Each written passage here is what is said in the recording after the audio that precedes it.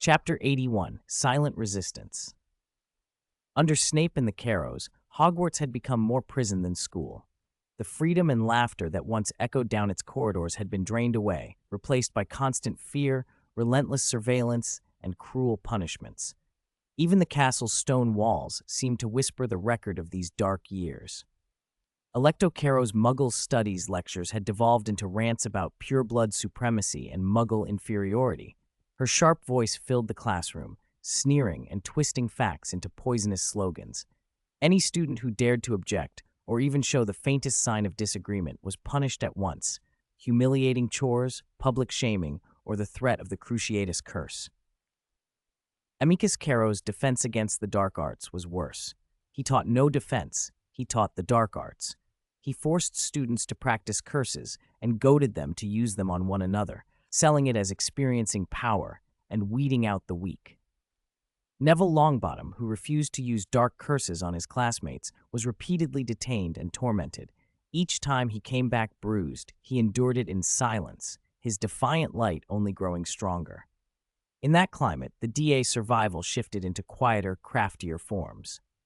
Neville and Ginny became the movement's core leaders, and Jongwoo's greenhouse turned into their most vital sanctuary and logistical hub. Resistance took many small, stubborn shapes. Nights spent secretly editing Rita Skeeter's defamatory articles on the notice boards, fugitive mudbloods changed to unjustly persecuted Muggle-born classmates, notorious Harry Potter to brave Harry Potter, only to have the edits scrubbed away by morning, but enough to lift spirits for a night.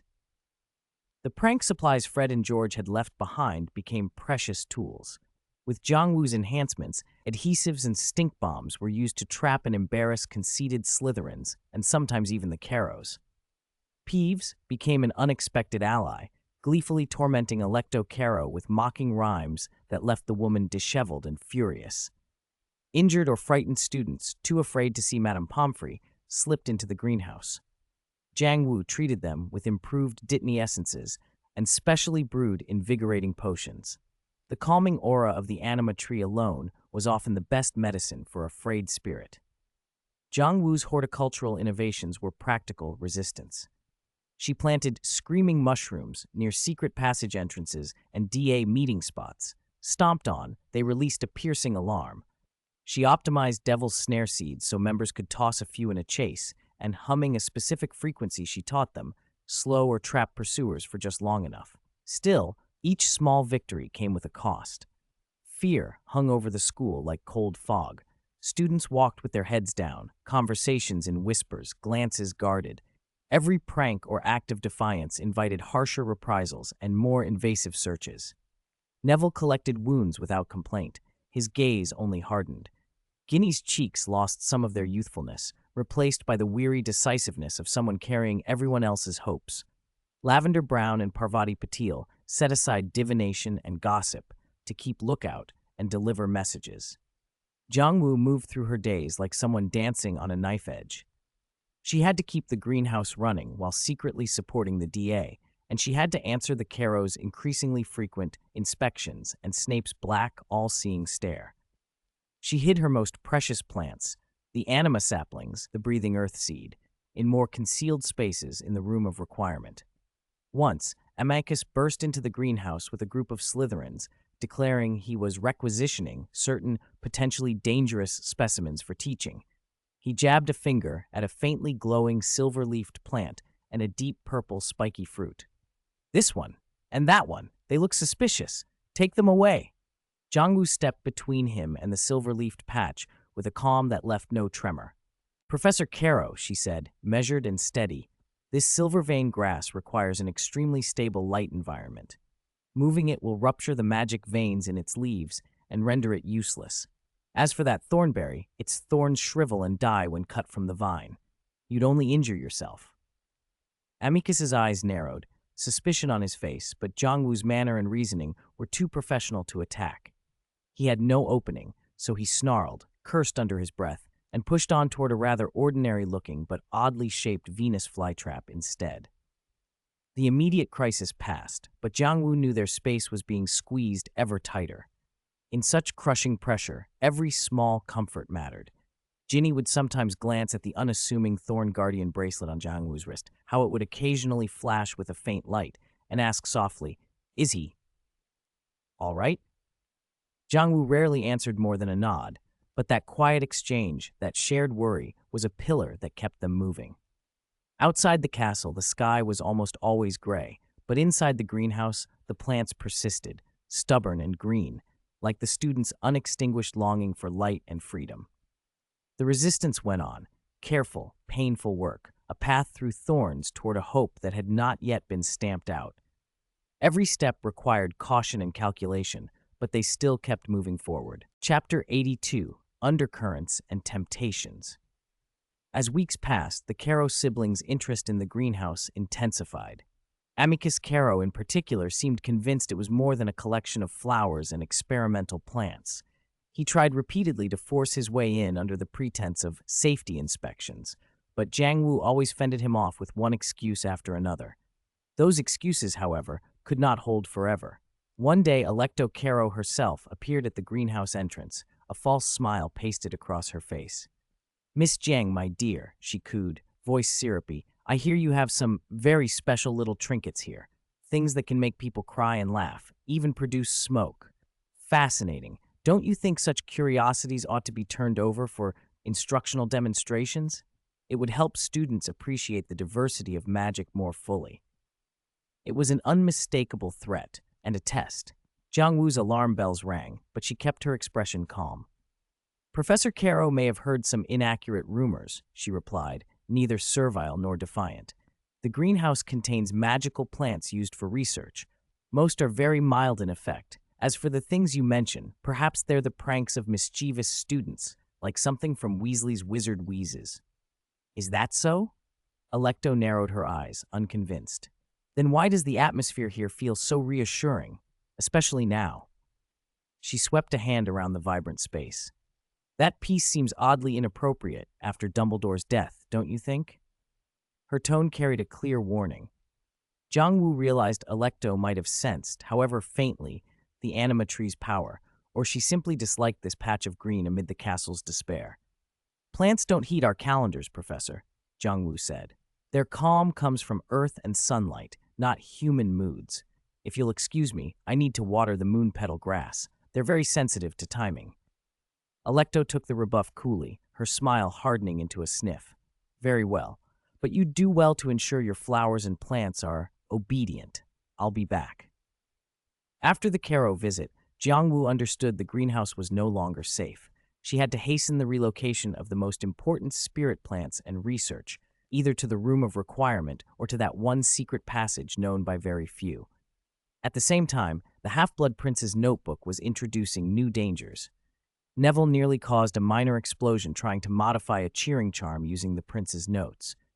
The methods in that notebook were efficient but unorthodox, demanding a deep, practical understanding of potion principles to manage safely. "This is too dangerous," Neville said, still shaken. "Snape, the prince, what was he thinking?" "Power," Jiang Wu said, wiping spilled liquid from the table and studying the notes calmly. "And how to seize and apply it directly, sometimes brutally. The power isn't inherently uncontrollable. The key is understanding its essence rather than mindlessly copying it." She flipped to a page on processing sleeping pods. "See here, he recommends pressing with the side of a silver dagger instead of cutting to maximize juice extraction. The idea is to use silver's conductive properties and pressure to instantaneously rupture cell walls. We can adopt the same principle but with a gentler technique." She reached for a white jade mortar and a pestle imbued with her own spirit energy. "By applying high-frequency vibrations and penetrating spiritual energy, we can achieve the breakdown more slowly but more safely, with fewer impurities." Jiang Wu was trying to interpret, and in a way, domesticate, the Half-Blood Prince's methods, turning dangerous shortcuts into controlled techniques useful to the resistance. It was a tightrope walk, but she welcomed it. The work made her feel less passive in the face of encroaching darkness. Outside the castle, the shadow lengthened, and inside, currents of fear and compliance churned beneath the surface. Everyone struggled in their own way, resisting, submitting, surviving. Under that vast shadow, a single corner of green in the greenhouse and a few lines of scrawled notes in a battered notebook might one day become the fulcrum that pried destiny open. The threat from the Caro siblings hung over Jiang Wu like a sword. The greenhouse was no longer safe. She needed a new sanctuary for her most precious magical plants and her research. Her first choice was obvious: the room of requirement, a place of infinite possibilities. After pacing 3 times and thinking to herself, I need a place that is absolutely safe, hidden, and suitable for cultivating rare magical plants, the smooth door reappeared. She pushed it open and almost halted. This was no longer the cluttered storage room she knew. The chamber was vast, capped by a high dome that simulated a natural sky. Soft, shifting light made it seem as if clouds were drifting overhead. The air was fresh and moist, heavy with the scent of earth and growing things. In the center lay a neatly divided spiritual field, its soil a deep, magic-rich black. Around the walls, workbenches and flower stands of white jade and warm wood were arranged with care, holding pots, vessels, and tools, many with a distinctly Eastern aesthetic. In one corner, a small waterfall fed a clear spring pond, its constant tinkling adding a note of serenity. Most miraculously, the room's magical environment harmonized with natural forces. Jiangwu could feel her breathing earth seed and her spiritual power working more smoothly and freely here. Perfect, she murmured, a brief flash of joy in her eyes. This was practically a secret garden made for her. Over the next few days, she began the meticulous task of moving everything. Using the marauder's map and precise control of her cultivated sleepy vines, a plant that released faint hypnotic spores, she avoided patrols and watchful eyes, shuttling only a small amount of the most crucial items each trip. The 3 anima tree saplings came first, planted in prime spots at the center of the spiritual field. When their roots touched the soil, they greened visibly, and the calming vibrations they emitted strengthened. She moved the main body of the breathing earth seed as well, leaving a small branch behind in the greenhouse to mislead anyone who might look. Then came various precious seeds and mother plants, her refined potions and array stones, and even the Half-Blood Prince's notebook. This seemed a safer place to study it. The work was tense and time-consuming, but proceeded relatively smoothly until the accident. One afternoon, just after she had emerged from the room of requirement and was preparing to return to the greenhouse for final cleaning, she rounded a secluded corridor corner and ran straight into Amicus Caro. He looked as if he had been waiting, a sneer on his face, his bulky frame almost blocking the passage. "Miss Jiang," he rasped like a viper flicking its tongue. "In such a hurry, where are you off to? Don't your precious flowers need your care anymore?" Jiang Wu's heart tightened, but she kept her face calm. "Just a routine check. Everything is fine in the greenhouse, Professor Caro." "Fine?" Amicus stepped forward, reeking of tobacco and a dark, sour magic. "I've heard you've been moving things out lately." "Quite a lot. Some rather strange-looking items, too." So he had been watching. Jiang Wu forced herself to breathe slowly. "Just some failed experiments and withered plants that needed clearing to make room for new research." "Don't lie to me," Amicus snapped, then drew his wand and pointed it at her. "I suspect you're hoarding dangerous items and secretly funding those rebels. Come with me to the greenhouse right now. I will search it personally and thoroughly. If you resist—" A dangerous red light danced at the tip of his wand. This was worse than a simple inspection. Resisting would be reckless, but allowing him to search the greenhouse risked discovery. Even the ordinary plants and residual traces could be used as an excuse to ruin her. Her mind raced for a way out when a cold, silken voice called from down the corridor. "Amicus." Severus Snape appeared as silently as a shadow, black robes trailing, face unreadable. His gaze flicked once to Amicus's raised wand, then leveled on the professor's face. Amicus's aggressive posture softened slightly, but he did not lower his arm. "I was about to take this suspicious student for questioning," Amicus began. "I suspect." Snape cut him off in a voice that was low, but carried absolute authority. "Since when did it become a professor's right to point a wand at a student who has committed no aggressive act in the name of questioning? Or have the ministry's new regulations abolished basic procedural justice?" Amicus flushed. She refused to cooperate with the inspection. "She's hiding something." Cooperate with the inspection? Snape raised an eyebrow and turned his gaze to Jiang Wu. Miss Jiang, will you accompany Professor Caro now to inspect your greenhouse to prove your innocence? His tone was flat, but a faint, calculating glint passed through his dark eyes. Jiang Wu understood instantly. Snape was not rescuing her so much as preserving a veneer of order, while giving her a window to fix the problem herself. She inclined her head slightly. Of course, Principal. If that is the rule, my greenhouse is always open to inspection by any professor. Please be careful. Some of the plants are sensitive to unfamiliar magical fluctuations. Her ready compliance threw Amicus off for a moment. Suspicion lingered in his face, but he had no cause to escalate. Snape nodded once. Very well. Amicus, you may proceed. Take care not to damage any valuable teaching resources. His final words were measured, with an insinuation that did not go unnoticed. Amicus sulked and put his wand away, but he did not take his glare off Jiang Wu. Lead the way. She turned and led him toward the greenhouse, feeling his hungry, suspicious gaze on her back. From behind, Snape's cold, complex look remained fixed on her. He did not follow, but his presence hung over the corridor like a shadow. The inspection would have to be flawless. Most of the truly dangerous things were already safe in the room of requirement, but one thing hadn't changed. She was still walking into a rabid dog, its fangs bared. This crisis was far from over. Chapter 84, Greenhouse Game. The walk to the greenhouse felt both painfully short and endlessly long. Amicus Caro's suspicious, malicious stare prickled at Jiang Wu's back like a handful of needles. Her mind ran through every possible clue he might find in the greenhouse. The samples of crying shrooms had already been moved, but spores could still cling to the soil.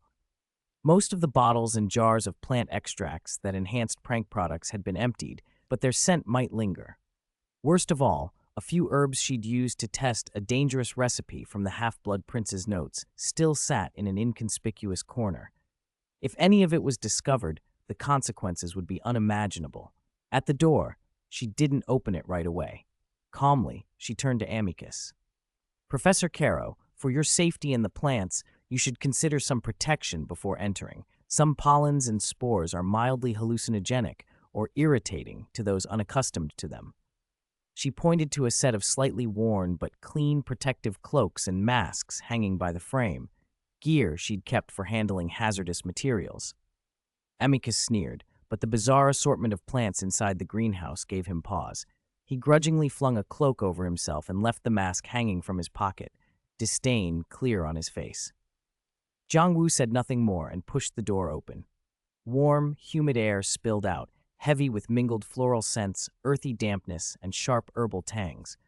The greenhouse looked as it always did, lush, orderly, and peaceful, the plants growing as if oblivious to turmoil beyond the glass.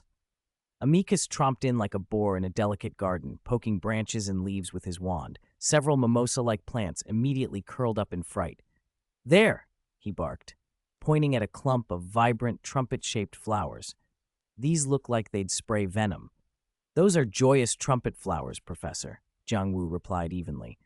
"Their pollen can induce a temporary euphoric sensation, and they're used in low-grade joy potions. They're not poisonous."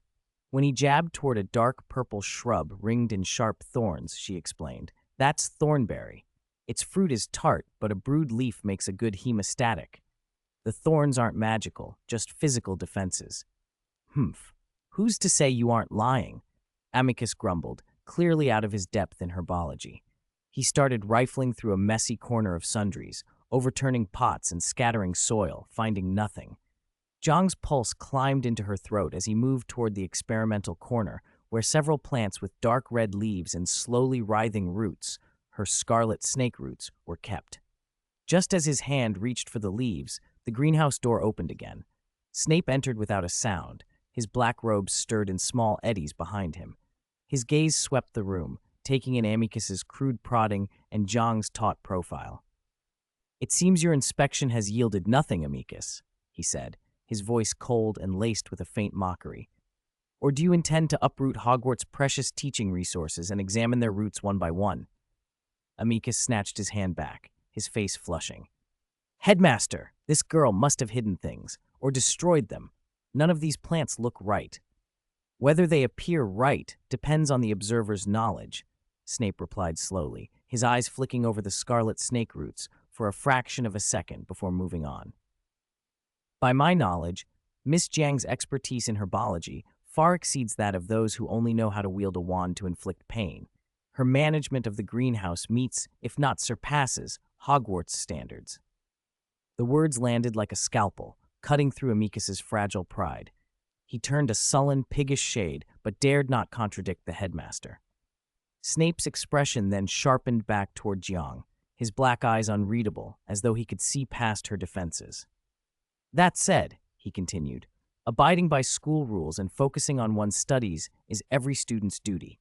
Overzealous curiosity, or applying one's talents inappropriately, often leads to unnecessary trouble. Miss Jiang, I trust you understand. His tone was equal parts warning and counsel. Yes, headmaster, I understand, Jiang Wu said, lowering her eyes respectfully. Good.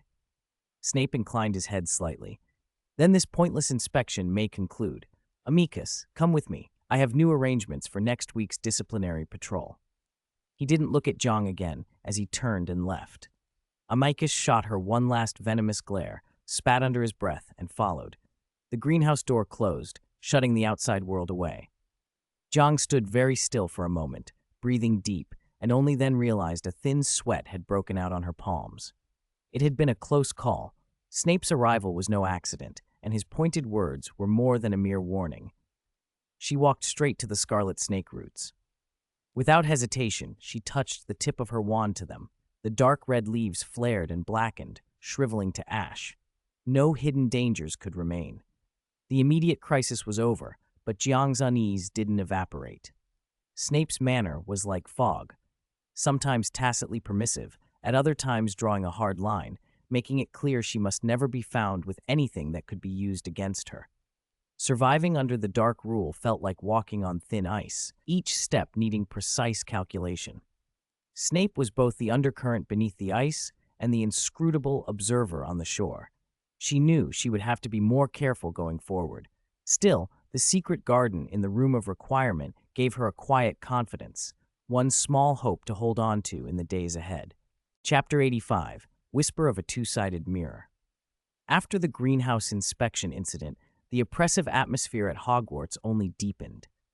The Caro siblings had temporarily curbed their direct attacks on Jiang Wu, but they intensified their pressure on the rest of the student body, trying to snuff out any flicker of resistance with fear. The DA grew more secretive and cautious. Every meeting and every small prank felt like walking on the edge of an abyss. Jiang Wu devoted most of her energy to the secret garden in the Room of Requirement. The shelter's calm efficiency let her dive deeper into spiritual botany and the Half-Blood Prince's notes. She managed to reconstruct several obscure methods for strengthening potions and crafting healing salves from those pages, adapting them to her gentler, steadier alchemical principles. The potions she produced were startlingly effective with minimal side effects, and through Neville and Guinea's clandestine channels, they became a vital supply for DA members. Still, isolation weighed on her. Above all, the lack of news about Cedric and the Order's movements. The Thornguard bracelet on her wrist glowed steadily, a small comfort that only sharpened her unease. Late one night, while she was carefully separating the active components of moongrass in the Room of Requirement, the little brocade pouch she always carried at her side suddenly warmed and began to vibrate. She froze, then opened it. Instead of herbs, there lay an ancient bronze mirror, carved with intricate runes around its edge, a two-way mirror.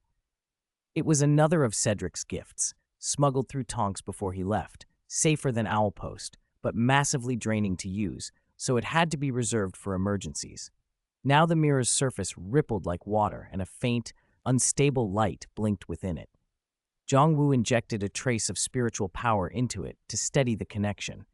Cedric's image wavered into being, blurry, as if he were in a dim, shaky place. The background shifted, like the inside of a moving vehicle, perhaps a carriage pulled by thestrals. His face was tired, shadowed beneath the eyes, a faint stubble on his chin, but his hazel eyes were bright and sharp even in the gloom. Wu. His voice came through the mirror, layered with wind and a distant roar. Can you hear me? Not much time. The magic interference here is strong. I can hear you. Jiangwu's answer was low. Are you all right? Temporarily, fine. He sounded breathless. Just escaped an encounter on the northern border of Scotland. They're close. We've sent out information. An encounter. Her heart tightened. Even through the mirror, she felt the danger and exhaustion around him. What happened? We took out one of their small supply transfer points, delayed them, but at a considerable cost. His image shook as if a nearby blast had gone off. A roar overlaid his words. He swore, and then, as the noise subsided, his voice came through clearer. Damn it! Listen, Wu, Hogwarts, be careful. They might make a big move soon, targeting students with special talents, especially those like you. His warning implied that Death Eaters were starting to hunt down people with unconventional magic. And Snape, she asked quickly. What's his position? Complex. Cedric's voice was threaded with fatigue and uncertainty. The intelligence he gives is sometimes crucial, but his methods, Dumbledore seems to trust him, yet we can't be entirely sure. Judge for yourself. Be wary of everyone. It confirmed what she already suspected. Snape was a poisoned, double-edged sword no one could fully control. How are you holding up? She asked, trying to keep the concern from her voice. Ask for nothing. He shook his head slightly, refusing. We have emergency supplies. The image blurred. His voice flickered. Energy is running out. Remember, protect yourself. No matter what happens, wait for me. The last words were almost swallowed by interference. The mirror's light dimmed, its surface stilled, and the connection was gone. Jiangwu held the now cold mirror in her hands for a long time. The call had been brief and broken, but hearing his voice and knowing he was alive eased some of the heavy weight on her chest. Still, words like encounter, considerable cost, and big move settled back in her mind like new lead. Through that small enchanted pane, the smoke of war had seeped into her hidden garden. Conflict was no longer an abstraction, but a trial of fire and blood experienced by the man she loved. She took a slow, steadying breath and tamped down the tide of emotion. Then she moved to the center of the spiritual bed, sat before the 3 anima saplings, and laid her hands on the warm soil. She closed her eyes and turned every worry, every blessing, every wish for safety into a pure, peaceful stream of spiritual power and poured it into them. The anima leaves shivered, though there was no wind, and they glowed with a softer, more resilient light than before. An answering serenity, as if the saplings would carry a piece of that peace across the miles to those fighting in the darkness. Chapter 86, The Temptation of the Prince. The urgency of Cedric's brief call made Jiangwu even more determined to improve her skills. The half-blood prince's notebook was like a dangerous treasure trove, glowing with an alluring but deadly light. She knew throwing it away entirely would be foolish, but following it blindly would be suicide.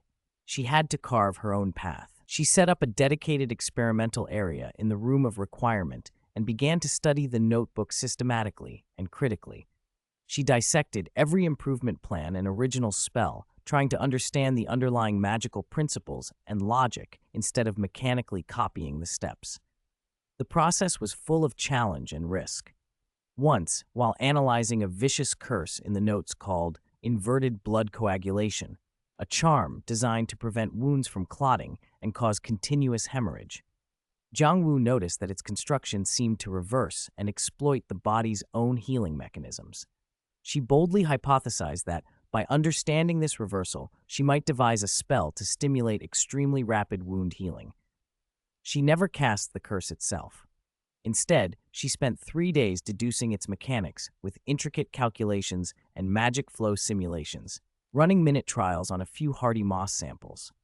Gradually, she isolated the principle of reverse interference, merged it with the Eastern Taoist idea of endless vitality and the fundamentals of Dittany essence, and devised a new healing technique. It wasn't a spell in the conventional sense, but a method that accelerated cell regeneration and wound closure by vibrating spiritual energy at specific frequencies. She named it the Spring Revival Art. Its effects weren't as instantaneous as top-grade Dittany, but it had clear advantages. It required no ingredients, could be performed using only one's own spiritual energy, and worked well on magic-induced injuries. It would be invaluable in a crisis. On another occasion, one of the prince's recipes for a powerful confusion potion capable of inducing temporary hallucinations and making people blurt out the truth, caught her eye. The original used large amounts of fang geranium juice and concentrated sleeping pod essence, with dangerously high dosages and a fiendishly complex preparation. Again, she rejected direct replication. The point of that potion was to confuse the mind and break down psychological defenses. Instead, Jiang Wu extracted a potent, mildly disorienting tincture from animatree leaves, added a touch of pollen from joyful morning glories, and refined the blend with her own alchemical technique. The result was a pale purple incense, far gentler and less hazardous than the original, a fragrance that lulled people into a comfortable, reluctant sleep where their vigilance dropped and speech loosened. She called it dreamy incense. Not all experiments went smoothly. While examining a spell in the notebook labeled for dealing with nosy people, Jiang Wu's own energy circulation was nearly misled. Her magic briefly slipped into chaos and left her dizzy and disoriented for a long time before she recovered. That episode drove home the Half-Blood Prince's dangerous talent and a certain malicious humor in his work. Many of his creations were not conceived for any greater good, but to demonstrate power, efficiency, or to satisfy a spiteful urge. Neville and Ginny came to the secret garden from time to time, and Jiang Wu cautiously shared some of her improved, relatively safe results, potions to invigorate, and the dreamy incense, useful for extractions or escapes. They were surprised and impressed that she could draw useful things from such a tainted source. "You're like pulling a venomous snake's fangs and turning them into an antidote," Neville remarked as he examined the pale purple vial. "Knowledge is a tool," Jiang Wu said, and carefully taught him the spiritual circulation method of the spring revival art. He learned with difficulty, but he was earnest and disciplined. "The key is knowing how to use it right," she told him. By absorbing and remaking the prince's work this way, Jiang Wu avoided corruption while expanding her magical horizons. She achieved an unprecedented fusion of Eastern and Western ideas, a path uniquely hers, hard, resolute, and full of inventive light. Quietly, she accumulated the power she would need to turn the tide when it mattered most. Chapter 87: Defense Against the Dark Arts in Action. The Defense Against the Dark Arts classroom was no longer Professor Lupin's practical training ground, nor Umbridge's realm of suffocating theory. In Snape's hands, it had become a cold, cruel mock battlefield that smelled faintly of gunpowder. The air always seemed to hang with the residue of curses from the previous lesson and an almost imperceptible tang of blood. Snape's curriculum ran contrary to everyone's expectations.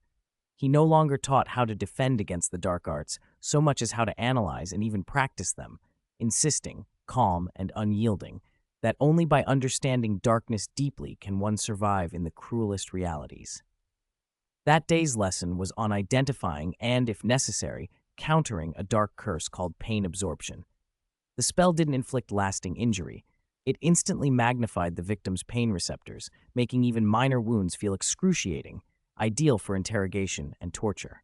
"Pain," Snape said, his voice sliding through the eerily quiet classroom like cold silk, "is the most direct sensation of the weak and the cheapest amusement of the tormentor. This spell is ingenious and efficient." He spoke without emotion as he explained the gestures, precise pronunciation, and the subtle flow of magical energy. Now, his dark eyes swept the room and fixed on Neville Longbottom. "Longbottom, step forward. We need a demonstration subject." Neville went ashen. His fingers clenched the wand so tightly his knuckles showed white. Everyone knew what the word pain meant to Neville. The Crucio had driven his parents mad, and for him it carried a particular cruelty. "Professor," his voice trembled so slightly it might have been mistaken for nothing. "Step forward." Snape didn't raise his voice, but his tone left no room for refusal. Neville dragged himself to the open space in the center of the room. Snape waved his wand and nodded to a Ravenclaw girl to be the caster. Don't use full power," Neville begged, barely audible. Snape's lips curved into a cold, thin smile. "A true enemy will not show you mercy, Longbottom. Begin." The Ravenclaw hesitated only a heartbeat, then cast. A gray-white beam struck Neville. He convulsed, an involuntary, raw sound tearing from him. Cold sweat broke out across his forehead. His body curled around itself as if trying to protect against an invisible blade. He fought to breathe. His face was gone pale. The classroom held its breath. Many students looked away. Snape watched impassively, only lifting his wand a moment later to end the spell. "Do you see?" he asked the class, as if they had witnessed a routine experiment. "Even the lowest level of pain absorption can unravel the will to resist. Longbottom, tell me, where was the pain most concentrated? How long did it last? That tells us the caster's proficiency and your own weaknesses." Neville sagged to the floor, gasping for air, incapable of speech for several seconds. It was a bare, brutal form of instruction. Jiangwu watched from the side with narrowed eyes, her fingers hidden in the folds of her sleeve. Beneath Snape's ruthless pedagogy, she could sense a darker design. He wasn't only teaching the dark arts, he was testing, tormenting certain students' nerves, probing their limits. Before class dismissed, he set what felt like a trap, an essay topic as cruel as it was difficult. A comparative analysis of the magical construction and mechanism of action between the Cruciatus Curse and pain absorption and their respective advantages and disadvantages in practical combat. The assignment demanded detailed research into two of the darkest curses and ripped open the fresh, bloody scars of some pupils. As the room emptied like a relieved crowd, Snape's voice cut through the bustle, cold and precise. "Miss Jiang, stay." Jiang Wu stopped and calmly turned. Neville glanced at her with concern. She mouthed for him to leave first. Only the two of them remained. Snape stood behind the podium, his black robes melting into the room's shadows. "Your performance in class, as always, steady," he said without warmth. He meant her earlier demonstrations of non-aggressive defensive spells, always adequate, never spectacular. "Defense requires calm judgment, Professor," Jiang replied. "Calm?" Snape leaned forward. His eyes were pits of cold water. "Too much calm can miss the first opportunity. Against true dark arts, sometimes a more direct, even aggressive reaction is needed, fighting fire with fire." He paused and then added, pointed, "I have noticed you appear disinterested in certain unconventional but extremely effective countermeasures. For instance, some little tricks recorded in other notes that can instantly undo an opponent's desire to attack, or even backfire on them." Jiang's chest tightened. He was unmistakably referring to the Half-Blood Prince's notes. Snape evidently suspected she had them, and was testing whether she would be tempted to use their darkly clever spells. Was he baiting her, or pressing her to adopt them, or both? "I believe the best defense is to avoid conflict, or to control it when it cannot be avoided, rather than to pursue killing," Jiang said evenly. "Techniques of unknown origin carry unknown risks. I prefer time-tested fundamentals and control over my own power." Snape studied her, as if trying to read through every layer of guile and conviction. The silence seemed to thicken until, at last, he straightened. "An interesting perspective," he said flatly. "Control is a rare ability. I hope it remains sufficient when the real test comes." He dismissed her with a single cool sentence. "You may go." She inclined her head and left. The cold gaze followed her to the door and only ceased when it closed. Snape's probing was more direct and dangerous than ever. Like a hunter setting bait in a dark wood, patient and calculated, watching to see which creature took it. He was both the hunter and the most unfathomable part of that darkness. Standing in the corridor outside his classroom, Jiang felt the lesson settled differently than any spell spoken aloud. In Snape's defense against the dark arts, the thing to be defended against was not only what was written on the board. Chapter 88, Slughorn's Concerns. The atmosphere in Potions was nothing like Snape's defense against the dark arts classes. In Professor Slughorn's room, warm, sweet scents replaced the chill of dread, and effusive praise took the place of venomous taunts. Yet beneath the amiable surface, there were currents running just as strong. Slughorn was trying to uphold the illusion of a normal Hogwarts with his usual methods, fine wine, good food, and fawning over chosen students. But his smiles often looked forced, and his eyes betrayed a constant anxiety and fatigue. The Slug Club still met, though in smaller gatherings. Conversations skirted anything sensitive and centered instead on NET exams and harmless potion improvements. With Harry, Ron, and Hermione absent, Slughorn missed his greatest focal points and had begun to turn more of his attention to Jiang Wu. He admired her unconventional approach to potion making, which blended Western recipes with Eastern wisdom. Exquisite, my dear, simply exquisite, he crowed one lesson, holding a pot of Jiangwu's draught. It was perfectly clear, yet stronger and kinder than the usual calming potion. This use of your own, qi, to guide the fusion of ingredients. Ancient, wise. Perhaps we should arrange a lecture on the collision and integration of Eastern and Western potion making. Jiangwu declined politely but firmly. These are only a few small techniques from my family's teachings, not fit for a grand stage, Professor, and with things as they are, I don't think it's the right time. Slughorn's smile tightened. He sighed and almost unconsciously stroked his walrus mustache. Yes, at the moment. Oh, it's terrible. He lowered his voice as if speaking to himself. Even some old recipes are becoming hard to source. Certain rare ingredients from the East can't even get through customs now. They're all stuck at, oh, never mind. Jiangwu's pulse quickened. Slughorn's network reached into many corners of the wizarding world. If even he was finding supply lines choked, the blockade and surveillance must have tightened considerably. It was also an opportunity. She asked casually, testing the current of his connections. Professor, I've been researching some ancient calming remedies that call for something called Nightmare Beast Heart Core Powder. Do you know where one could find it? Or are there any substitutes with a similar effect? Her question was half truth, half probe, an attempt to see if Slughorn's channels for unconventional materials still ran. He hesitated, his gaze evasive. Nightmare Beast Heart Core? Oh, that's a Class 3 restricted substance. He shook his head. At present, I'm afraid. He stopped, then, as if remembering, lowered his voice even more. However, I have heard that Borgin and Burke's in Nocturne Alley occasionally has, overstock from time to time. But the price and the danger are very high, my dear. Very high. I wouldn't recommend it. The hint was vague and dangerous, but it showed the gray market wasn't entirely cut off. Jiangwu noted it without pressing further. Slughorn's greatest unease, she realized, wasn't only external. He had become skittish, zoning out mid-lecture and glancing nervously at the door as if expecting someone. Even the golden buttons on his robes seemed a little less bright. Once, after a few too many measures of mead at a club meeting, he let his guard slip. Surrounded by his favorite students, he drifted into reminiscence. Sigh, who would have thought? Tom Riddle. The name slipped out in a slur, and for a moment he looked older and smaller, full of regret and fear. Such a talented boy, his grasp of potions, his research into old remedies, he even outstripped me at times. How could he have come to this? He seemed to notice his mistake and cut himself off, forcing a smile and turning the conversation to the high-quality dragon liver pâté a former pupil in the ministry had given him. But Jiangwu had seen the terror flash in his eyes.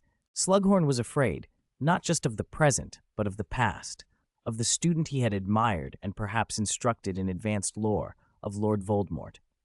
He feared that history being uncovered and his connections to that dreadful name being exposed. That fear made him both a frightened bird and a potentially valuable, contradictory ally, someone who might know things but had to be handled with care. Jiangwu realized she might be able to learn more about the young Tom Riddle from him, about where his interest in certain dark arts had begun. The undercurrents in potions were more complex than any bubbling cauldron. Slughorn's anxieties dropped small stones into the water, sending ripples that might reveal deeper, darker secrets. The air inside Hogwarts felt suffocating. Sometimes Jiangwu had to slip beyond the castle's stone walls just to breathe something that belonged to no one.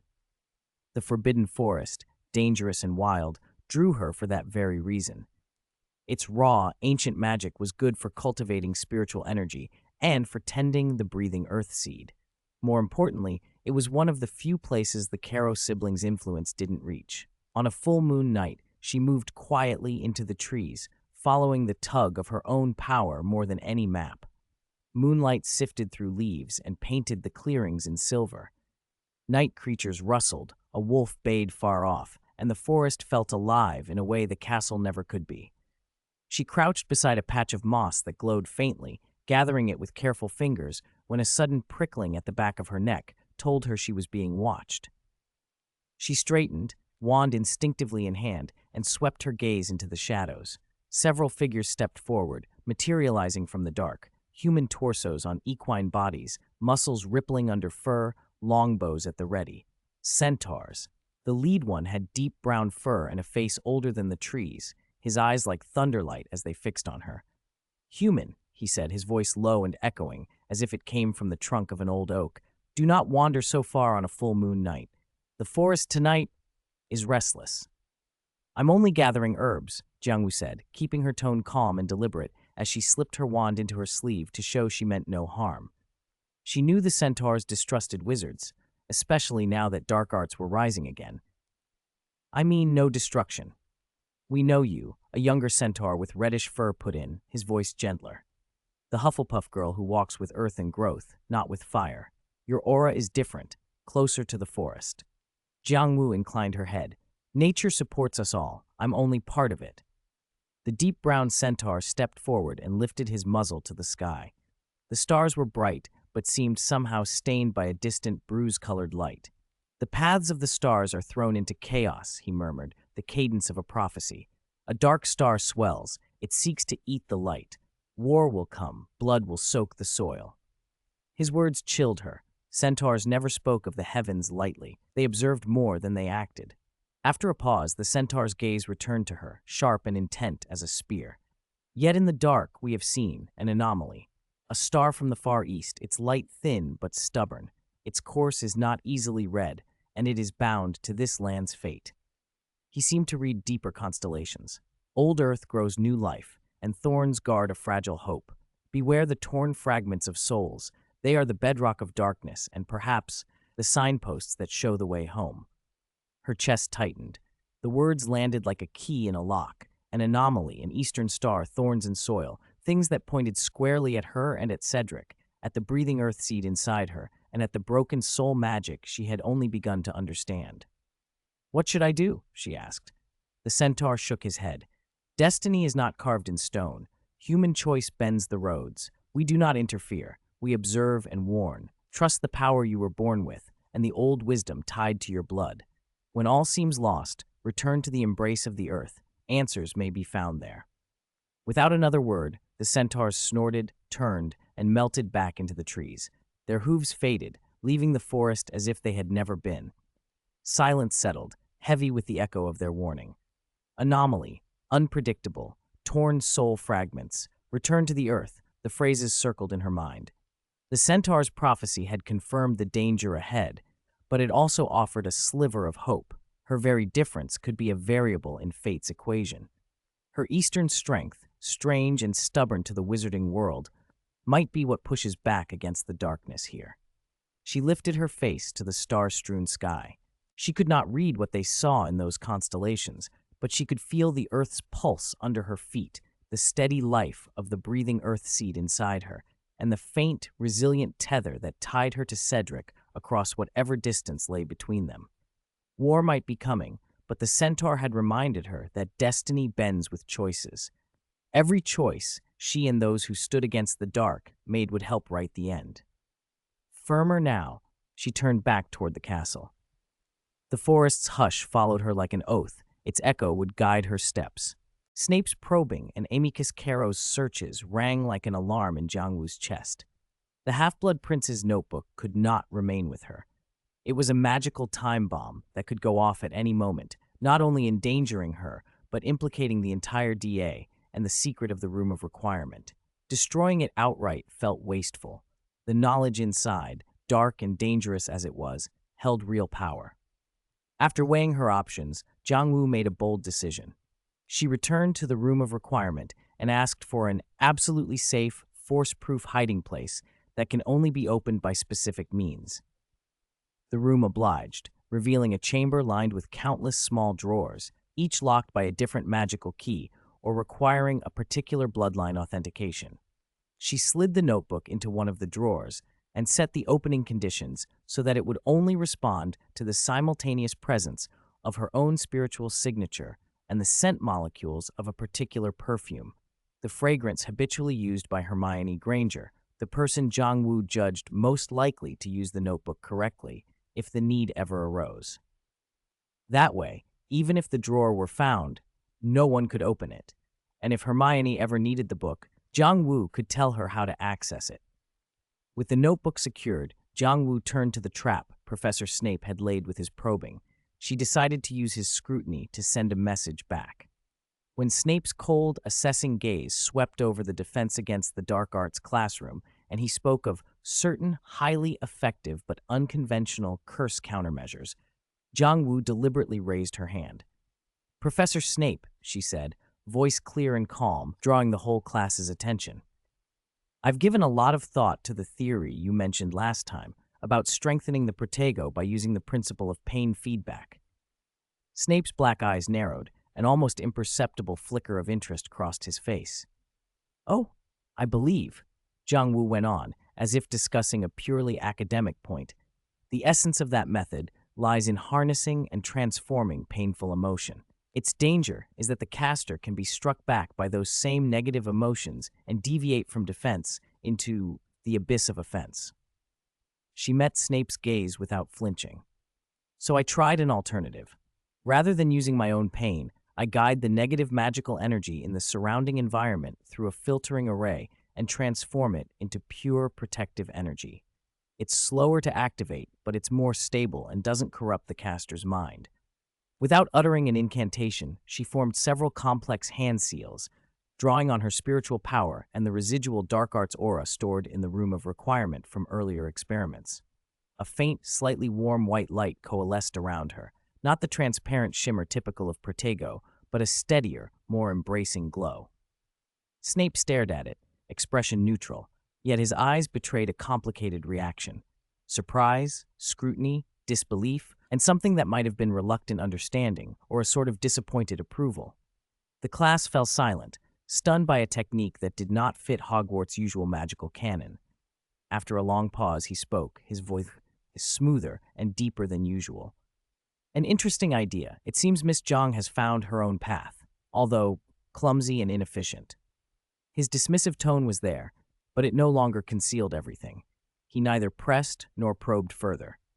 For the rest of the lesson, he taught the textbook in a routine, almost normal manner. Jiang Wu understood that he had received her message. She had told him, quietly and plainly, that she had studied dangerous methods, understood their principles and risks, and chosen a safer way. She would not be drawn into the dark arts. She had her own trump cards and sources. It was a statement, a boundary. She would not be tempted or controlled, but she had strength and value of her own. After class, Snape called to her once more. This time his words were only one sentence. "It seems you are very confident in your control. I hope it does not make you regret this choice when you truly need power." Jiang Wu inclined her head slightly. "Thank you, Professor, for the reminder. I believe true power comes from control, not from being controlled." She left the classroom knowing the covert contest over the prince's legacy had, for now, reached a temporary truce.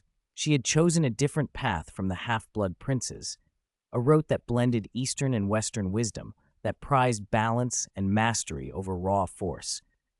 It would be harder, perhaps, but it would be walked with clearer conscience and firmer resolve. Chapter 91, Neville's Scar and the DA's Oath. News of the cruelty in Defense Against the Dark Arts spread through the school like wildfire, whispered in corridors and common rooms. Neville Longbottom had been forced to serve as a demonstration for a pain absorption spell.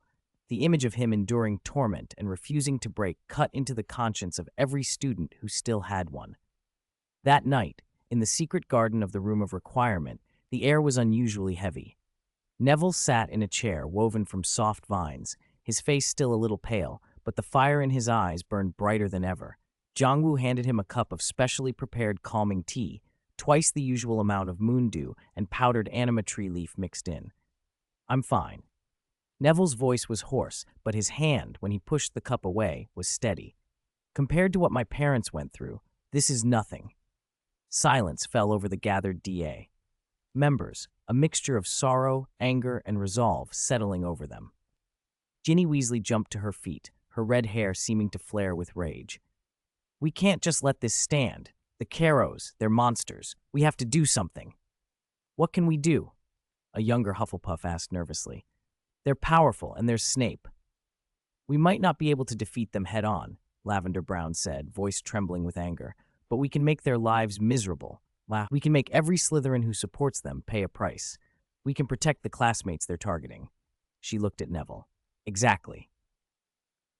Seamus Finnegan was already polishing his wand, a combative glint in his eye. Dung bombs and stink bombs are child's play. We should use something stronger. Calm down, Seamus. Neville's voice wasn't loud, but it carried a new steadiness that made everyone listen. Recklessness will only cause more unnecessary harm. We need a plan. We need strategy. He turned to Jiangwu. Do you still have that powder that makes people itch so they can't attend class? Or the herb that temporarily robs someone of their voice? We still have plenty of tickle powder, Jiangwu replied. The voice loss herb needs to be re-prepared. I can have it finished by tomorrow. Good. Neville's gaze swept the group. Nearly all the DA's core were there. Ginny, Luna, Seamus, Lavender, and several trusted Hufflepuffs and Ravenclaws. We start tomorrow. Ginny, you track Electo-Caro's patrols. Seamus and Lavender, you make the surprise packages. Stink bombs combined with tickle powder and swamp mud. Luna, you leave warning signs in the corridors with those animal symbols to spook the timid Slytherin hangers-on. He assigned tasks with the calm of someone who'd been forced to grow up quickly. The boy who had once been clumsy and timid was becoming a leader under the hard lessons of their times. What about us? Several younger students asked eagerly. You, Neville said, meeting their eyes, have the most important job. Stay alert and protect each other. If you see someone being bullied, use a nut to raise the alarm. He paused to let the next part sink in. It's an improved version of the DA communication coin. The twins helped with the modifications. Sound the alarm immediately. Protecting yourselves is the greatest resistance against the Caros. His voice deepened. We may not be able to fight Voldemort outside like Harry, but we must defend Hogwarts. This is our home. We cannot let it become the Dark Lord's stronghold. We will make those who do evil here know they will have no peace. We will let every frightened classmate know they are not alone. For Dumbledore, Ginny shouted, raising her fist. For Harry, Seamus added. For the true Hogwarts, Luna said in her serene, resolute voice. Agreement rippled through the group, binding them in a solemn, determined camaraderie. They were young and their power limited, but their will hardened under oppression. Neville looked at Jiangwu. We need your support with those special supplies and your ideas. You're our most important quartermaster and strategist. Jiangwu felt warmth at the sight of these determined faces. She nodded. The greenhouse and our secondary base will fully support you. I'll develop more effective non-lethal defensive potions and interference tools. In that moment, the DA ceased to be merely a study group. It became an underground resistance rooted in Hogwarts itself. Neville Longbottom, scarred and steadfast, had earned their trust and the heavy weight of leadership. Their vows, like the faint glow on thorn-guarded bracelets, were not bright, but they flickered on stubbornly in the dark castle. Chapter 92, Snape's Chess Game. Beneath Hogwarts' icy surface, undercurrents were growing turbulent. The DA's resistance, now more organized under Neville's leadership, had become a constant thorn in the Caro's side. Sudden stink bombs in the corridors, insulting graffiti scrawled across the teacher's table, Slytherin students inexplicably struck with intense itching or temporary loss of voice. The Caro siblings fumed, but they never found the concrete evidence they needed. Severus Snape, as headmaster, gave the impression of turning a blind eye, and yet he also seemed to know everything. He moved through the castle like a black shadow, his inscrutable gaze landing on a DA member now and then and sending chills down a spine, but he rarely acted with direct brutality. When he did intervene, his actions were precise and subtle. Under the pretense of maintaining order, he quietly stripped Amicus Caro of the power to hand out punishments at will, decreeing that all detentions and sanctions required his approval. He would appear at moments when a DA prank or a Caro crackdown threatened to spill into serious violence, exercise a cold, exacting authority to scold both sides, and then let the matter drop. He was a master of chess. In front of the Caros and the Death Eaters, he upheld the image of a ruthless, efficient headmaster.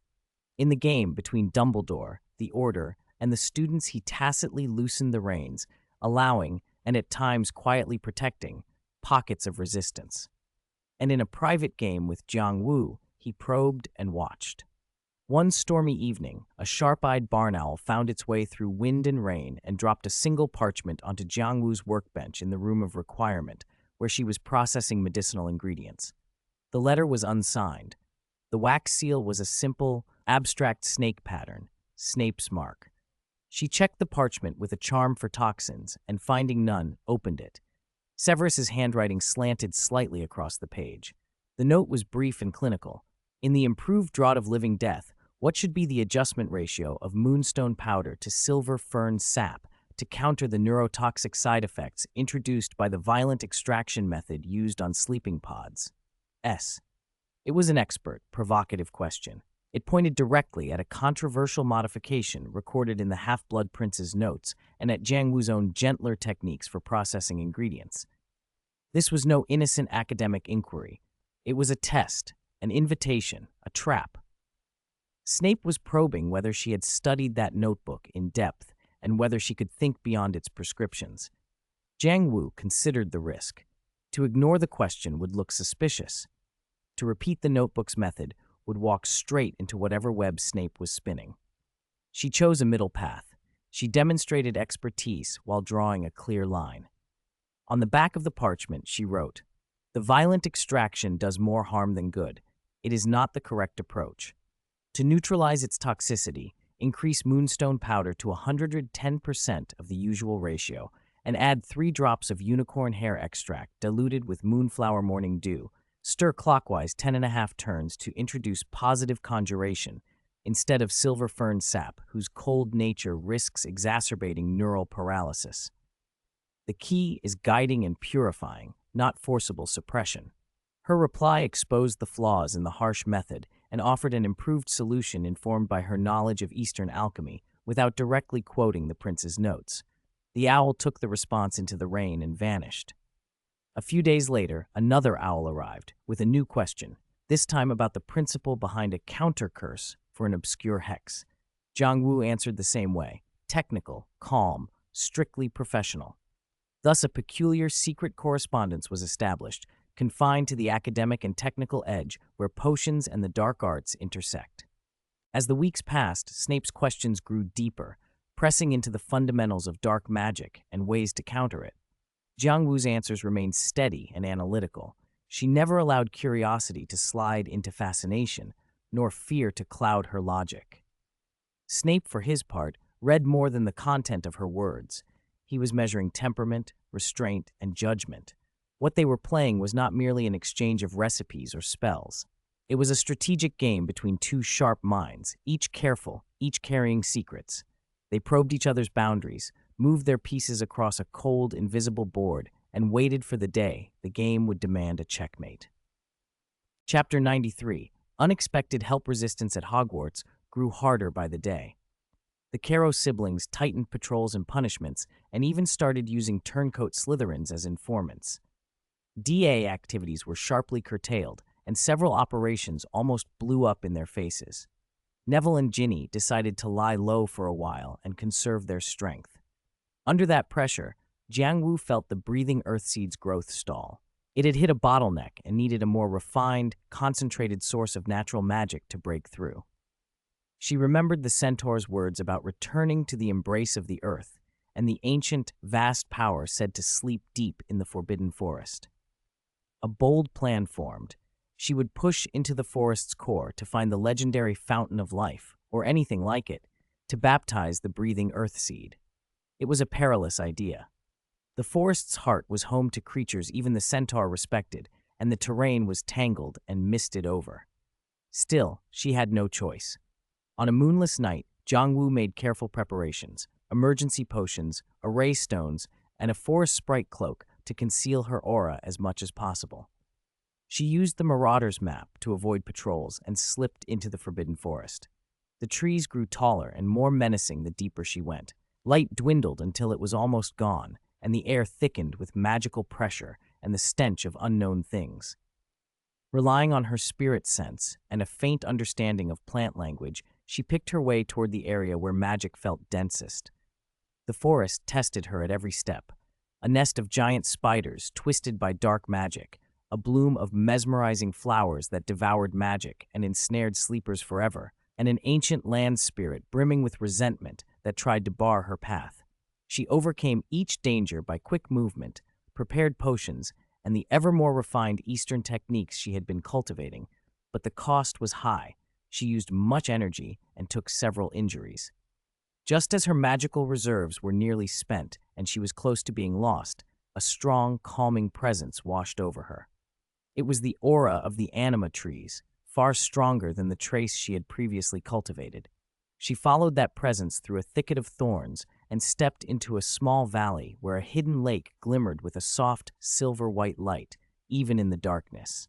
The water thrummed with living power. Along the shore stood a small grove of mature anima trees, several meters tall, their leaves lush and emitting a protective, reassuring field that pushed back the surrounding gloom. And beside the lake, with a huge wooden bucket, stood an unexpected figure, Grop, Hagrid's half-brother. He was carefully scooping water and pouring it at the tree's roots, treating them as if they were the most precious things in the world. Grop noticed her and let out a low, wary grumble. Jiang Wu lowered her wand, spread her hands to show she meant no harm, and spoke softly. "Grop, I'm Hagrid's friend, Jiang Wu. Do you remember me?" She pointed to herself, then in the direction of the castle. Grop cocked his great head. His small, murky eyes tried to place her and then searched his memory. He made a few indistinct throat sounds, pointed at the anima trees, then to the lake and mimed drinking. Jiang Wu understood. He had been tending this grove and drawing water from the lake. Perhaps Hagrid had entrusted the place to him, or perhaps something about it called to him. She stepped toward the lake. Grop hesitated but did not stop her. Squatting, she cupped the water. It was warm and alive. When she drank a little, it poured pure life into her veins and eased her fatigue and wounds almost at once. She pointed to the water and then at herself, asking if it was all right to take some. Grop considered the anima trees, then nodded heavily, and clumsily but deliberately offered her his bucket.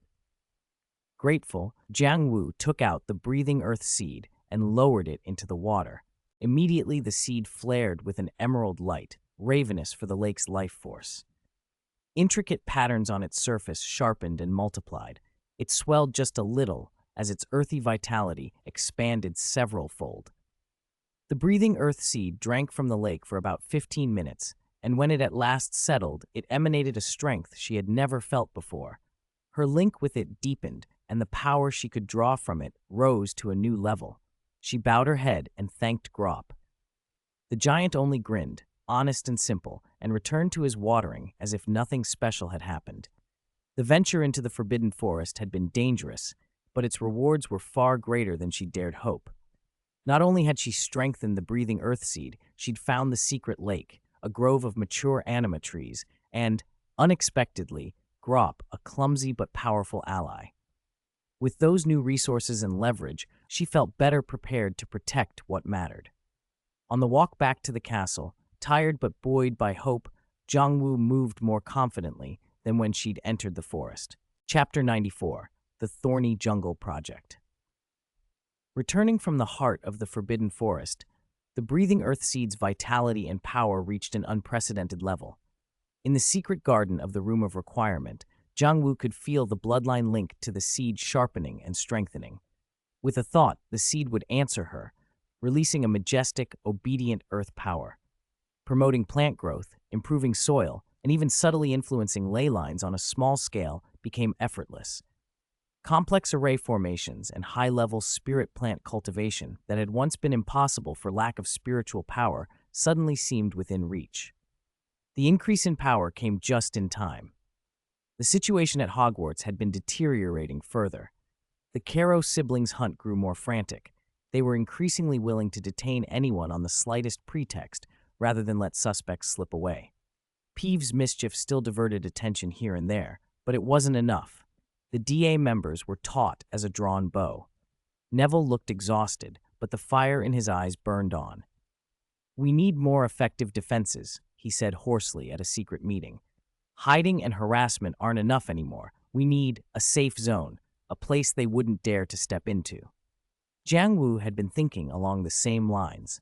How to turn the breathing earth power into a real defense. "Perhaps we can create a thorn jungle," she said slowly, drawing everyone's attention. She outlined the idea. Use the upgraded breathing earth seed as the core power source, combine it with her new knowledge of array formations, and set up composite defensive arrays at key secret passage entrances and in the DA's frequent activity areas around the castle. Once triggered, the arrays would erupt, driving prolific, magic-enhanced thorns, toxic vines, and paralyzing fungi into being to form impassable plant barriers that physically blocked intruders. The arrays would do more than block. They would interfere mentally, tapping into animatory power to pacify and confuse trespassers, inducing drowsiness, disorientation, and even terrifying illusions to disrupt coordination and morale. The formations could weakly absorb dissipated magic or hostile emotions to help replenish themselves, achieving a degree of self-sustainment. And as an alert system, when an array activated, the coins each DA member carried would warm in their hands, indicating the approximate direction of the breach. It was a bold, complex plan that demanded large quantities of materials and a great deal of Jiang Wu's energy, but the prospect electrified the room. "That's brilliant." Seamus almost leaped. "Let those Slytherin lackeys find out what it's like to be ambushed by Devil's Snare and a boggart at the same time." "What do we need to do?" Ginny asked at once, eyes sharp. "Collect materials." Jiang Wu read out a list: common but vital plant seeds, specific mineral powders, and even the hair or scales of certain magical creatures to help the array recognize and react to different foes. "We'll need absolute secrecy and precise timing for deployment," she added. The DA swung into action. Students borrowed needed supplies from the greenhouse's forgotten corners, scavenged abandoned parts of the castle, and even filched items from careless Slytherins. Luna liaised with friendlier Hufflepuff ghosts to glean ancient knowledge about the castle's structural energies, helping choose the best spots for the arrays. Neville coordinated the overall project and guarded during the riskiest deployment windows. Jiang Wu poured herself into preliminary array work, refining array stones, binding the breathing earth power into different materials, carving countless intricate runes. Each refinement drained her mentally, but she felt her control over the power sharpening rapidly. The thorn jungle plan spread like roots beneath the castle, silently accumulating strength and waiting for the moment it would break the surface and transform into an impenetrable fortress. This was more than defense. It was a declaration: Hogwarts will not fall. While the thorn jungle plan was in full swing, Professor Slughorn's behavior grew increasingly odd. He became nervous to the point of being jumpy, making mistakes with ingredients during potions class, something unthinkable before. He kept glancing at the classroom door, flinching at the slightest noise. His Slughorn Club had been suspended, and he was putting distance between himself and everyone, even his former favorite students. Jiang Wu noticed immediately. She remembered Slughorn's offhand comments about how hard it was to obtain certain Eastern ingredients and his obvious fear of Lord Voldemort. A plan began to take shape. One day, after potions, she lingered until the room was empty. When Slughorn bent over his desk, fussing nervously, she approached quietly. "Professor," she said softly so as not to startle him, "you mentioned Nightmare Beast Heart Core powder before. I might have a way to get a little of it." Slughorn looked up so quickly his pupils widened, surprise and caution warring on his face. "You? My dear child, that's dangerous. I told you." "Risk goes with opportunity, Professor." Jiang Wu cut him off calmly, and from an inner pocket in her robe, produced a small crystal vial sealed tight. Inside lay a few grams of silver blue powder that shimmered with a faint starlight. It was a substitute for the Nightmare Beast Heart Core powder, one she had crafted herself from moonstone powder, phantom star sand, a drop of water from the Forbidden Forest Lake, and a touch of her own spiritual energy. Gentler in its effects, but convincing enough to pass for the real thing.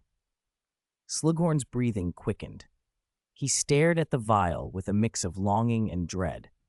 Where did you get it?" "A friend from the East sent it through some special channels," she said vaguely, setting the vial on the desk and nudging it toward him. "It might help your research."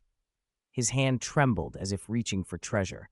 He wanted it, whether for study or to add to his collection, but he was terrified of what trouble it could bring. Jiangwu lowered her voice and tilted her face with just the right note of concern. Professor, the rumors out there are growing. We all need something to steady us, don't we? For potions, or other purposes, a potion that keeps someone utterly calm, or even lets them feign unconsciousness in an extreme situation. Her words were the key to something locked deep in him. Slughorn went pale as he realized what she was really offering. She knew his fear, and she was trading the rare material he craved for knowledge about potions of self-preservation and disguise, knowledge that was now more precious than gold. It was a naked bargain, exploiting his fear and his collector's obsession. His lips trembled. He glanced from the vial to Jiangwu's steady eyes, which saw through facades. Desire and the urgent need for safety won out. He snatched the crystal vial and shoved it into his robe, then, with the furtive haste of a man afraid of being watched, rifled to the back of a drawer. He produced a crumpled, yellowed scrap of parchment and thrust it toward her. An extreme variant of the improved Draught of Living Death, he hissed, voice low and hurried. Double the dosage, add another extract of sleeping pod. It can create an extremely realistic illusion of being on the verge of death. Duration depends on individual constitution. Side effects unknown. Use with extreme caution. Absolutely, extreme caution. He recoiled as if burned, babbling, Go quickly, go quickly. You weren't here today. I didn't give you anything. Jiangwu folded the parchment and inclined her head. Thank you, Professor. I wish you success with your research. Then she left. Back in the room of requirement, she spread the scrap out and read. The recipe was indeed dangerous. A single mistake could turn feigned death into the real thing. Still, its principle gave her an idea. She did not need to induce false death. She could borrow the concept to craft a high-level concealment potion or charm that would suppress life signs and mimic the magical signature of ordinary plants or stones, perfect for hiding or passing as something unremarkable at a crucial moment. Slughorn's small act of desertion, born of fear and self-preservation, had unexpectedly handed the Resistance another potentially life-saving card. The bargain struck over a vial and a recipe, covert and mercenary, felt like a tiny reflection of the age itself. Chapter 96. The Trio's Dilemma. Somewhere in a remote, rain-swept stretch of English mountains, a small tent crouched beneath powerful Muggle-repelling charms and protective spells, as if cut off from the rest of the world. Inside, the air felt as oppressive as the weather outside. Hermione Granger rubbed her temples warily. Several thick, dog-eared volumes lay open before her, their parchment pages dense with calculations and conjecture. It's still no good, she said, frustration plain in her voice. About the locket, the cup, every record points to a very specific method of destruction, or something powerful beyond our reach. Ron Weasley fidgeted with the deluminator. The little orb of light inside flickered uneasily, as if sensing his mood. We've tried so many places, he said.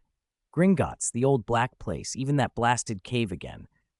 Every time we almost get caught, but find nothing. It's like looking for a needle in a haystack, and the needle bites when you get close. He sounded tired and worried about Ginny, about Hogwarts, about everything they'd left behind. Harry sat in the corner, fingers tracing the scar on his forehead out of habit. It no longer hurt, but the mark was a constant reminder of the task Dumbledore had left him. He watched his friends without speaking, anxiety gnawing at him. Progress had been slow, and the connection to Voldemort felt like a coiling venomous snake around his nerves. Lately, when he tried to sleep, he'd been haunted by brief, violent images. A giant snake summoned in darkness, a cold, bone-deep exhilaration, an inexplicable hatred and longing for a place, Hogwarts. He knew those flashes were Voldemort's emotions and scattered thoughts leaking through. We have to go back, Harry said suddenly, voice hoarse but determined. Go back where? Ron asked sharply. Hogwarts, Harry said, his green eyes bright with a near-obsessive intensity. The last place he'd hide something. Ravenclaw's diadem, he'd feel safest there. It's where he can humiliate those he hates. Harry, that's insane, Hermione snapped. Hogwarts isn't what it was. Snape and the Carrows are there. Going back would be walking into a trap. But sitting here isn't safe either, Harry shot back, agitation bleeding into his words. I can feel it. Voldemort's planning something. Something big for Hogwarts. We have to find and destroy the diadem before he finishes whatever he's plotting. It's our responsibility. Rain drummed on the canvas as silence settled over them. Harry's words landed like a hammer. Going back meant immense risk, but it might also be the only way to break the stalemate. At that moment, the two-way mirror in Hermione's beaded bag warmed and vibrated. She fumbled it out, surprised. Blurry, intermittent images and tinny sounds spilled across the glass.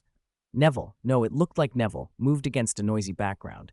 Castle, difficult, but we're resisting. Thorns, plan needs time. Snape, complicated, be careful. Reply, dangerous. The message was brief and swallowed by static. Still, it struck the tent like lightning. Hogwarts was resisting. Neville and the others were still fighting. They had some kind of plan. And Snape, complicated. That single word made Harry and Hermione exchange looks. It seems, Hermione said slowly, eyes sharpening. We do need a plan to go back to Hogwarts, but it has to be thorough. It has to be foolproof. Hope, faint as a sliver of light in the gloomy sky, was kindled again inside the tent.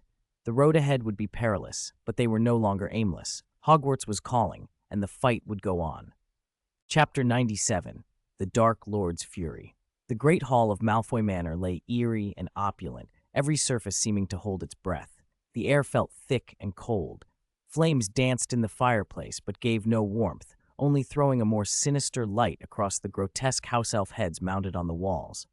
Lord Voldemort sat on the high seat at the head of the hall, pale and snake-like, his face unreadable. His red, reptilian eyes burned with a cold, soul-freezing fury. His long, pale fingers tapped the armrest in a steady, unconscious rhythm, the sound like a countdown to death, sending shivers through every Death Eater and keeping them rooted, unwilling to meet his gaze. Bellatrix Lestrange knelt closest to him, her face a mask of ecstatic fanaticism and worship. A group of incompetents, Lord Voldemort hissed. His voice was low, but carried a terrible power that seemed to chill the room by degrees.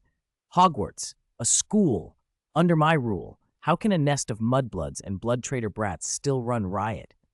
Amicus, Electo, have their brains been trampled by a troll? He flicked his hand once, and a distant crystal vase shattered into dust with a single exquisite sound. The Death Eaters flinched in unison. And Severus, his tone grew sharper, more dangerous. What is he doing? Maintaining order? Is his order allowing the embers of rebellion to smolder within the castle? Or does he have other motives? His suspicion of Severus Snape had never fully died. Bellatrix sprang to her feet, voice ripping with zeal. Master, allow me to lead the attack on Hogwarts. I will strangle those little pests. I will make Severus prove his loyalty. Voldemort did not answer at once. He closed his eyes, listening to something only he could hear. Lately, that cursed connection to Harry Potter had been more active, an image of the boy's anxiety, his resolve, and above all, his fierce concern for Hogwarts coursed through the link. It confirmed what Voldemort already feared. Potter would come back to the school. Hogwarts called to him, too, not only as a prize of power, but because of the last Horcrux he had hidden there, Ravenclaw's diadem. Though its hiding place remained cleverly concealed, Potter was coming closer to the truth, and that made Voldemort uneasy. He needed to move faster. And there was another annoyance. That girl from Hufflepuff with her strange Eastern power. Several times he had felt his plans subtly disrupted by something ineffable, a natural force he could not wholly grasp. It rankled him, like a buzzing insect daring to challenge a dragon. Nagini. From the shadows, a giant python slid forward, its massive coils whispering against the cold floor. Her golden vertical pupils were merciless. Her tongue flicked, tasting the air with a hunger that had lately become bone-deep, a craving for warm life. Voldemort stroked her cold scales, feeling in her a tether to the darkest fragment of his own soul. Soon, my dear, he whispered, almost fondly. Soon we will return to that castle. There will be feasts enough for you. All who oppose us, all who refuse to bow, will be your sustenance and the final sacrifice to my great cause. A grotesque, icy smile curved his lips. In his twisted mind, a darker, bloodier design was taking shape. Hogwarts would no longer be merely a fortress of resistance. It would be a trap to lure out his last enemy, an altar upon which he would display absolute power and complete his ultimate transformation. Chapter 98, Cedric's Mission. A desolate, fog-shrouded valley in the Scottish Highlands hunched under a cold wind that scoured snow and grit across the ground. Far from any habitation and carrying only the faint residue of protective magic, this place served as a clandestine safe house for the Order of the Phoenix. Cedric Diggory stood against a cold rock, wrapped in a heavy cloak, watching the valley entrance with a soldier's vigilance. Wind and frost had roughed his face. The stubble at his jaw made him look older than he was. Only his hazel eyes remained clear and determined, though they held an unmistakable wariness. He had just returned from an extremely dangerous reconnaissance. He'd infiltrated a Death Eater stronghold believed to be breeding creatures of the dark arts. The intelligence he'd managed to send out had gone through encrypted channels, but he had barely escaped detection. A graze of dark magic had scorched his arm, leaving a charred mark that still throbbed and sent an icy twinge up his limb. He drew from his inner pocket a small, intricately woven thorn protection bracelet and pressed it to the bruise. The moonstone set in it gave off a steady, gentle glow that lent a small, welcome warmth to his cold, tired hands. Thoughts of Jiangwu steadied him. She was safe. Hogwarts was still holding, for now. He thought of the herbal pouch she had given him. Its clean, calming scent had dragged him back from the edge of unconsciousness more times than he could count, eroding the darkness and fear that crept in on such missions. There were the life-saving marching pills, too, tiny, vital things that kept him moving when food ran out and pursuit closed in. These small comforts mattered more than anyone outside their circle could know. His mission had been lonelier and darker than he'd imagined. He was no longer a Hogwarts champion. He moved now as a spy in the shadows. He had seen cruelty and betrayal, watched ordinary people buckle and yet keep fighting under a brutal regime. It had aged him, but it had also given him a clearer sense of why they fought. He knew, in pieces at least, what Harry, Hermione, and Ron were searching for. Dumbledore had passed along some of the truth. He knew Neville and Ginny led a resistance inside the castle. He knew Jiangwu defended a corner of Hogwarts in her own way. His own task mattered as much. Behind enemy lines, he was a dagger, gathering intelligence, disrupting supply lines, contacting scattered resistance cells, even carrying out necessary eliminations. Every action balanced on the edge of life and death. Every choice was heavy with consequence. Occasionally, he received snippets of news from Hogwarts by perilous channels, reports of DA activities, of the Carrow siblings' atrocities, of Snape's inscrutable loyalty, and always, crucially, news about Jiangwu. Each message brought relief and a new ache. He wanted to be with her, to fight at her side and keep her safe. He could not. His distance, he told himself, was another way of protecting her world. A distant wolf howl rode the wind. Cedric tightened his grip on his wand, slipped the thorn bracelet back over the scar, and felt the sting as a blunt reminder of the cost they all paid. He stared in the direction of Hogwarts, as if he could see through the fog to its towers. "Hold on, Wu," he murmured to himself like a vow. "Hold on, Hogwarts. I will do what I can to cut away this darkness. When dawn comes, I will return to your side." He drew a deep, cold breath, swallowed his longing and fatigue, and melted again into the shadows, silent, watchful, a guardian waiting at the edge of battle. Each small success he achieved added a fragile but indispensable hope to the larger fight. Chapter 99, The Quiet Before the Storm. Winter at Hogwarts arrived early and with a bite. Cold winds howled past the castle's towers, rattling the windows as if unseen giants paced the battlements. Inside, an oppressive stillness settled over everything, heavier than it had been before.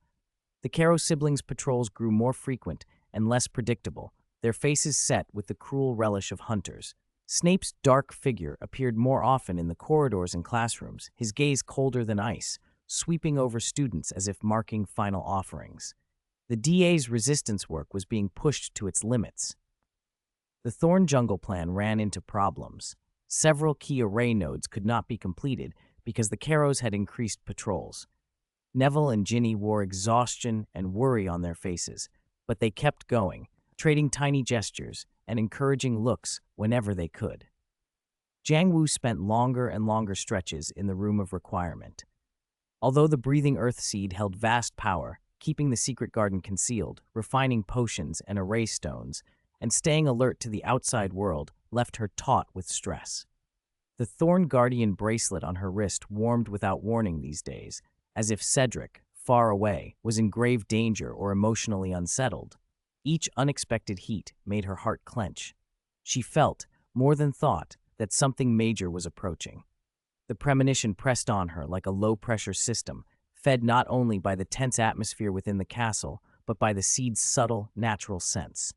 Then, one breakfast in the Great Hall, while students sat in near silence, a new, menacing presence shattered the morning. A group of unfamiliar wizards in black burst through the doors, eyes sharp and hard.